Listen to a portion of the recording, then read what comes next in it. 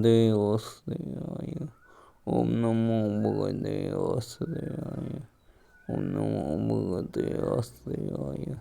नारायणं नमस्कृत्य नरं चैव नरोत्तमं देवीं सरस्वतीं व्यासं ततो जयमुदीरयेत् नष्टप्रायेषु भद्रेषु नित्यं भगवते उत्तमश्लोके भक्तिर्भवति नैष्ठिके। श्रीमद्भागवतम स्कंद 1 अध्याय 3 श्लोक संख्या 22। नरदेवत्वमापन्नः सुरकार्य जगत्स्या समुद्रनिग्रहादीनि चक्रे वीर्यान्यतः परम्। नरमनुष्यदेवत्वं देवत्व आपन्न का स्वरूप ग्रहण करके सुर देवता कार्य कर्म चिकित्सा संपन्न करने के लिए समुद्र हिंद महासागर निग्रह इत्यादि चक्रे किया वीर्याणि अति मानवीय पराक्रम अतः परम तत्पश्चात 18वें अवतार में भगवान राजा राम के रूप में प्रकट हुए। उन्होंने देवताओं के लिए मनभावन कार्य करने के उद्देश्य से हिंद महासागर को वश में करते हुए समुद्र पार के निवासी राजा नास्तिक राजा रावण का वध करके अति मानवीय शक्ति का प्रदर्शन किया। तात्पर्य श्रील प्रभुपाद के द्वारा श्रील प्रभुपाद की जय।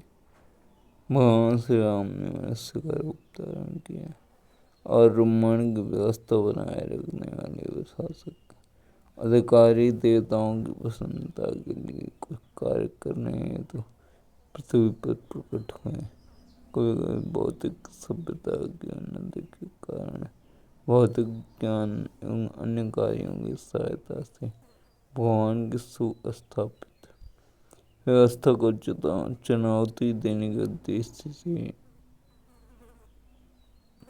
रावण हिरण्यकश्यप जैसे बड़े बड़े असुर नास्तिकता अन्याय से लोग अत्यंत प्रसिद्ध बन जाते हैं। उदाहरणार्थ भौतिक साधनों के द्वारा अन्य लोगों को उड़ान भरने का प्रयत्न स्थापित व्यवस्था के प्रति चुनौती है। प्रत्येक लोगों की परिस्थिति भिन्न होती है और भगवान की आचार संहिता के अनुसार उनमें विशेष हेतु के लिए विभिन्न वर्ग के लोग निवास करते हैं। लेकिन भौतिक प्रगति में थोड़ी सी सफलता प्राप्त करके कभी कभी स्तरहीन भौतिकतावादी व्यक्ति भगवान के अस्तित्व को चुनौती देते हैं। रावण इनमें देखता व सामान्य लोगों को उनमें योग्यता न होते हुए भी भौतिक साधनों के द्वारा इन लोग सुर को बेचना चाहता था। वह एक सीढ़ी बना देना चाहता था।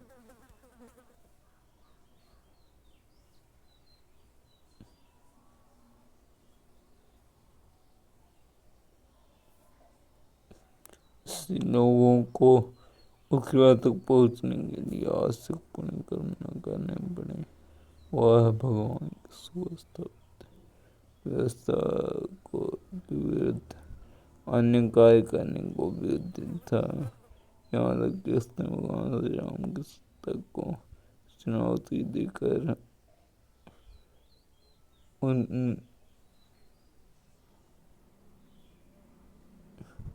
उनकी पत्नी सीता का अपहरण कर लिया। निसंदेह देवताओं की विनम्र इच्छा के फलस्वरूप भगवान राम इस नास्तिक को जन्म देने के लिए ही आए थे। फलस्वरूप उन्होंने रावण की चुनौती स्वीकार की और यह संपूर्ण लीला रामायण की उसे वस्तु हो चुकी। श्री रामचंद्र जी भगवान थे, उन्होंने ऐसे अतिमानवीय कार्य किए जिन्हें भौतिक दृष्टि से समानत रावण समेत कोई भी मनुष्य नहीं कर सकता था। उन्होंने हिंद महासागर के आर पार जल में तैरने वाले पत्थरों का राजमार्ग तैयार किया। आधुनिक विज्ञानियों ने बारह के क्षेत्र में खोज की,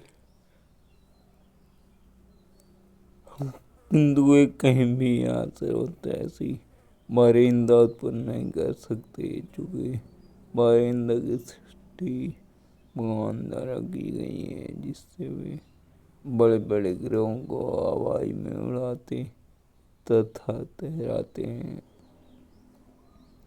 अतः उन्होंने इस पृथ्वी पर 12 पत्थर तैयार करके समुद्र पर पत्थर का ऐसा पुल सेतु बना दिया जो बिना स्तंभों के टिके। यही ईश्वरीय शक्ति का प्रदर्शन है।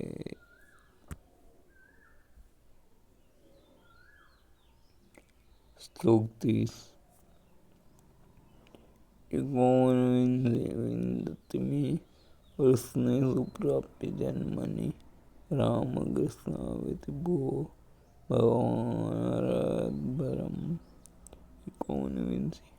19वें में विशति में विश्व में भी कृष्णेशु कृष्ण प्राप्य पाकर जन्मनि जन्म राम कृष्ण बलराम कृष्ण तथा श्री कृष्ण इति। इस प्रकार भुआ जगत का भगवान ने भारत और किया। परम पद को अनुवाद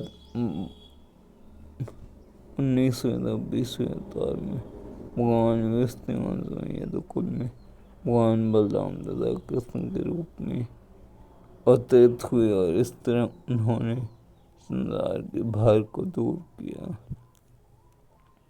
तात्पर्य श्लोक में भगवान शब्द का विशिष्ट उल्लेख यह संकेत है कि बलराम तथा कृष्ण भगवान के आदि रूप हैं। इसकी अधिक व्याख्या आगे की जाएगी, जैसा कि हम इस अध्याय के प्रारंभ में देख चुके हैं। भगवान कृष्ण पुरुष से आए हुए अवतार नहीं है, वे साक्षात परमेश्वर हैं। और बलराम भगवान के प्रथम पूर्णांश हैं। बलदेव से आगे पूर्णांशों की श्रृंखला का इस प्रकार विस्तार होता है। वासुदेव संकर्षण अनिरुद्ध तथा प्रद्युम्न भगवान कृष्ण वासुदेव हैं और बलदेव संकर्षण है।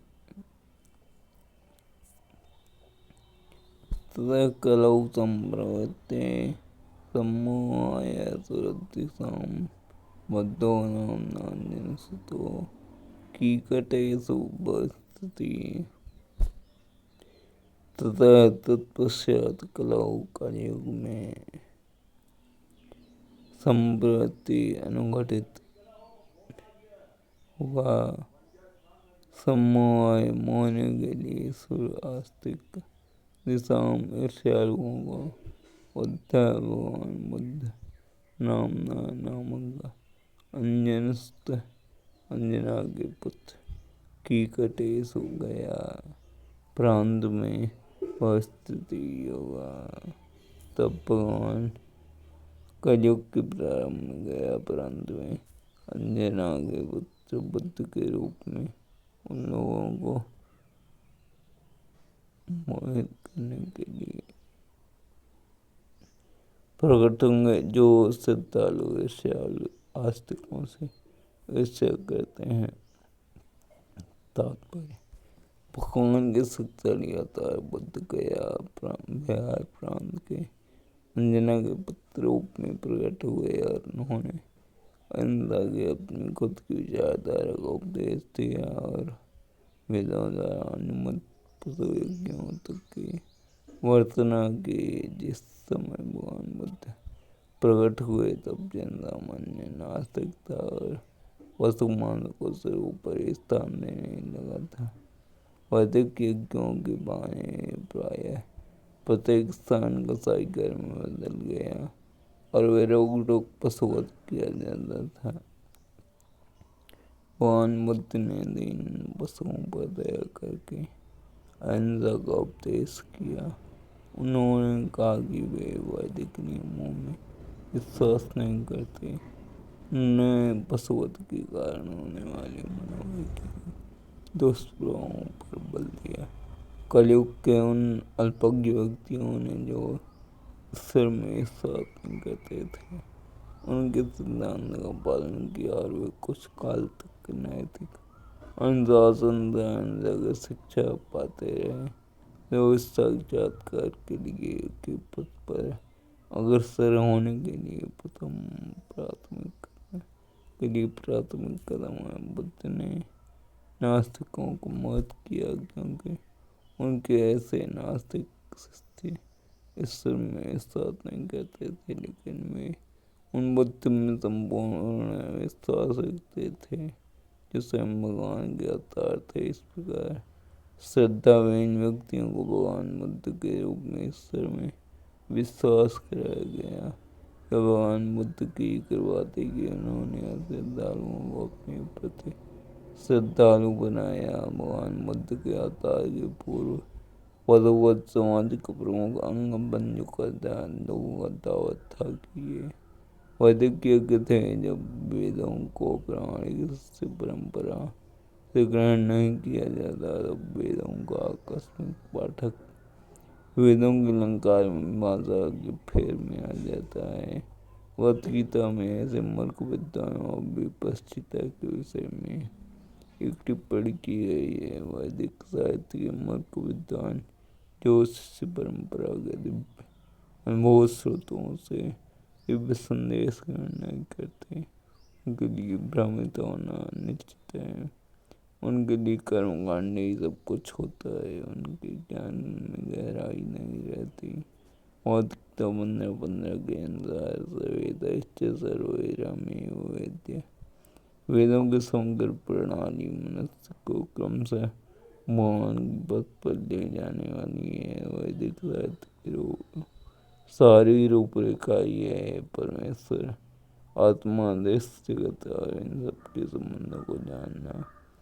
जब यह जगत संबंध ज्ञात हो जाता है तो सापेक्ष कार्य चालू होता है और इस कार्य के फलस्वरूप जीवन का चरम उद्देश्य या भगवान के धाम वापस जाने का कार्य सरलता से संपन्न हो जाता है। दुर्भाग्यवश वेदों के अनधिकारी विद्वान संस्कारों के प्रति अत्यधिक लुप्त रहते हैं, जिससे सच प्रतिपादित होती है। ऐसे नास्तिक प्रवृत्ति वाले मोहग्रस्त लोगों के लिए भगवान बुद्ध आस्तिकता के प्रतीक है। इसलिए उन्होंने सर्वप्रथम पशुवध की प्रवृत्ति को रोकना चाहा। पशु के हत्याई भगवान के धाम को वापस जाने की दिशा में हानिकारक करते हैं। पशुवध करने वाले दो प्रकार के होते हैं। कभी कभी आत्मा को भी पशु या जीव कहा जाता है, अतः पशुओं का वध करने वाले एवं आत्मा के स्वरूप को भूल जाने वाले दोनों ही पशु को दिख है। महाराज परीक्षित ने कहा है कि केवल पशुवध करने वाले को ही भगवान के दिव्य संदेश का स्वाद नहीं मिल पाता। अगर जिन्हें भगत मार्ग की शिक्षा दी जानी है, उन्हें सर्वप्रथम प्रयुक्त विधि से पशुवध की क्रिया को बंद करना सीखना होगा। यह कहना मूर्खता है कि पशुवध को आत्मसाक्षात्कार से कुछ लेना देना नहीं। इस घातक सिद्धांत के कारण कलयुग की कृपा से ऐसे अनेक तथाकथित सन्यासी सामने आया है जो वेदों के बाणी पशुवध का उपदेश देते हैं। इस विषय की व्याख्या भगवान चैतन्य तथा मौलाना चांद कांजी साहिब की वार्ता में पहले ही की जा चुकी है। वेदों में वर्णित पशु यज्ञ कसाई घरों में अनियंत्रित पशु हत्या से भिन्न है। चूंकि पशु लोग या वैदिक साहित्य के तथाकथित पंडित वेदों में पशुवध का साक्ष्य प्रस्तुत करते हैं, फलस्वरूप भगवान बुद्ध ने बाह्य रूप से वेदों के प्रमाण को अस्वीकार किया। उनके द्वारा वेदों का यह तिरस्कार लोगों को पशु हत्या के पाप से बचाने था। बेचारे दीन पशुओं को उनके बड़े भाई के द्वारा वध किए जाने से बचाने के लिए किया गया। जो विश्वबंधुत्व शांति न्याय तथा शांत करना बुलंद करते हैं, परंतु हत्या होती रहने पर कोई न्याय नहीं हो सकता। भगवान बुद्ध तो पूरी तरह रुकना चाहते थे, फलतः उनका अहिंसा संप्रदाय न केवल भारत में अपितु भारत के बाहर भी प्रचारित होता गया। शास्त्रीय दृष्टि से भगवान बुद्ध का दर्शन नास्तिकवाद कहलाता है, क्योंकि वह परमेश्वर को नहीं मानता और वेदों का बहिष्कार करता है, किंतु भगवान द्वारा यह छलावा मानते हैं। भगवान बुद्ध परमेश्वर के अवतार रहते हुए वैदिक ज्ञान के मूल संस्थापक हैं, फलस्वरूप वैदिक दर्शन निषेध नहीं कर सकते, किंतु उन्होंने ऊपरी रूप से इसका निषेध किया। क्यों सुरदिशिया व्यास जो सदैव भगत भक्तों से त्याग करते हैं, वेदों का हवाला देकर कुवत या पशुहत्या का समर्थन करते हैं और अभ्यासिक सन्यासियों द्वारा किया जा रहा है। भगवान बुद्ध ने वेदों के प्रमाण का ही केवल सैद्धांतिक है। यदि ऐसा न होता तो उन्हें भगवान का अवतार न स्वीकार किया गया होता। नहीं, वैष्णव आचार्य जयदेव कवि ने दिव्य गीतों में उनकी पूजा की होती। भगवान बुद्ध ने वेदों के प्रमाण की स्थापना के लिए शंकराचार्य ने भी उस काल के लिए अनुकूल विधि से वेदों के मूलभूत नियमों का उपदेश किया। इस प्रकार भगवान बुद्ध आचार्य शंकर दोनों ने ही आस्तिकता का मार्ग प्रशस्त किया और वैष्णवाचार्यों ने विशेष रूप से भगवान चैतन्य महाप्रभु ने लोगों को वह वापस जाने का मार्गदर्शन कराया। हमें प्रसन्नता है कि लोग भगवान बुद्ध के आंदोलन में रुचि ले रहे हैं, लेकिन क्या वे इसे गंभीरतापूर्वक लेंगे और पशुओं के कसाई घर को एकदम बंद करा देंगे? यदि ऐसा नहीं होता तो अहिंसा संप्रदाय का कोई अर्थ नहीं। श्रीमद् भागवत की रचना कलयुग के आरंभ के पूर्व ही 5000 वर्ष की गई थी और भगवान बुद्ध का आविर्भाव लगभग 2600 वर्ष पूर्व हुआ था। अतः श्रीमद् भागवत में भगवान बुद्ध की भविष्यवाणी की गई है, ऐसा प्रामाणिक शास्त्र ग्रंथ है। ऐसी अनेक भविष्यवाणियां हैं जो एक एक करके पूरी होती जा रही हैं, ये सब श्रीमद् भागवत की सार्थकता का सूचक होगी, क्योंकि यह त्रुटि मौत चल था अपूर्णताओं से रहित है, जो बच्चों के 4 दोष हैं। मुक्तात्मा इन दोषों से ऊपर हैं, अतः वे सुदूर भविष्य की घटनाओं की भविष्यवाणियां कर सकती हैं।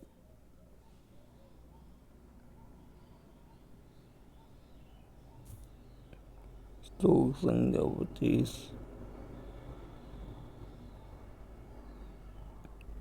अथासौ युगसंध्यायां दस्युप्रायेषु राजसु जिन्ता विष्णु यस्तो नाम्ना कल्किर्जगत्पति।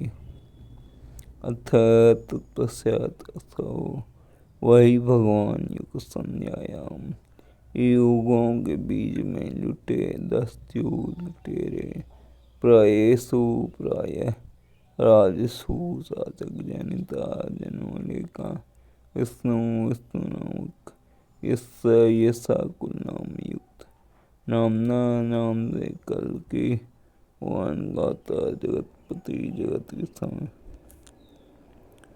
तत्पश्चात सृष्टि के सर्वेश्वर भगवान 2 युगों के अंतकाल में कल की अवतार के रूप में जन्म लेंगे और विष्णु यश के पुत्र होंगे। समय पृथ्वी के शासक लुटेरे बन चुके होंगे। तात्पर्य, यहाँ पर भगवान द्वारा कल के रूप में अवतार लेने की एक भविष्यवाणी है। उन्हें 2 युगों के संधि काल में अर्थात कलयुग के अंत सतयुग के प्रारंभ में जन्म लेना है। सत्य, त्रेता, द्वापर, कली चारिकों का चक्रवास के बाद चलता रहता है। वर्तमान कलयुग 4,32,000 वर्ष तक चलेगा, जिनमें से कुरुक्षेत्र युद्ध तथा राजा परीक्षित के राज्य के अंत के बाद से लगभग 5,000 वर्ष बीत चुके हैं। अतः 4,70,000 वर्ष अभी भी शेष हैं। इस काल के बाद कल की अवतार होगा, जैसा कि श्रीमद् भागवत में भविष्यवाणी की गई है। उनके पिता एक विद्वान ब्राह्मण विष्णु यश होंगे और उनका ग्राम संबल बताया गया है। जैसा कि ऊपर कहा जा चुका है, ये सारी भविष्यवाणी कालक्रम में सिद्ध होंगे और श्रीमद् भागवत की प्रमाणिकता है। अताराहि अतंगे यारे सप्तमिदे तुजा यथा विदासिने कुल्या सुशस्त्र अवतारा अवतार ही निश्चय असंख्य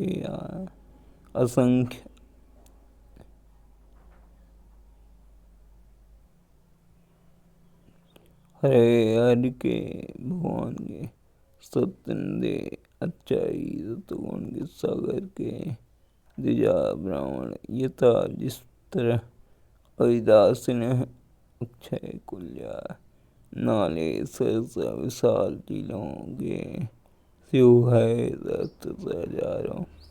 हे ब्राह्मण, भगवान के अवतार उसी तरह असंख्य हैं जिस प्रकार अक्षय जल के स्रोत से निकलने वाले असंख्य झरने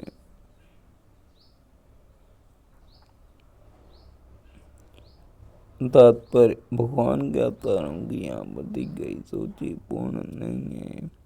यह केवल समस्त अवतारों की आंतरिक झलक है। अन्य अनेक अवतार हैं, यदायक ग्रीव आदि आनंद गर्भ भू सत्यसेन वैकुंठ सार्वभौम वशक्सेन धर्म सेतु दामा योगेश्वर व्रत भानुदा प्राचीन युग के अन्य अनेक अवतार से प्रहलाद महाराज ने अपनी स्तुति में कहा कि प्रभु, आप अपने भक्त को पावनदा भक्त को संहार के लिए उतने ही अवतार धारण करते हैं जितने की जलचर वनस्पतियां सरीसृप पंछी जंतु मनुष्य देवता आदि अन्य।